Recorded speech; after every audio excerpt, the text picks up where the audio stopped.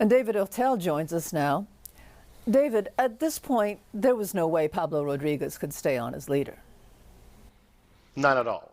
The Cabral affair was too close to the Charest allegations way back when, and it just was the death of 1,000 cuts. But this last one was massive because it put him at the middle of a fundraising scandal. So now what, David? I mean, when and how will the process of finding a new leader begin?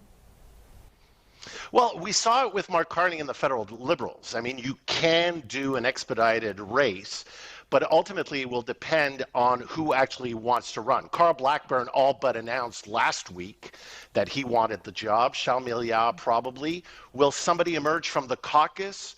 But the wounds are still deep. The divisions are still there. And Pablo Rodriguez's allies will remind these candidates that they are still there and they have a long memory. So I think there can be a process and a convention quickly, but it's all about also bringing the party together, because you can't go into an election fight still divided the way the party is right now. You know, most people do say that they believe that Pablo Rodriguez was not aware of what was going on. So, David, what are we to learn from this story? So is this what we find in all political parties if we scratch below the surface? Or is this something about the culture of this one party?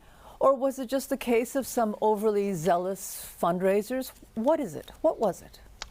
Look, I look at the facts. First of all, about the culture, I got this question often over the past few weeks. I was an M&A for 5 years with this party. I was a minister for almost 5 years within this party.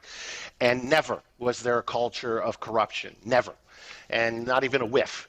I think here, the fact that Pablo Rodriguez was always reacting, it was more about, it wasn't the allegations that brought him down. It was the fact that he seemed to not know what was going on in his own party and couldn't get ahead of the parade.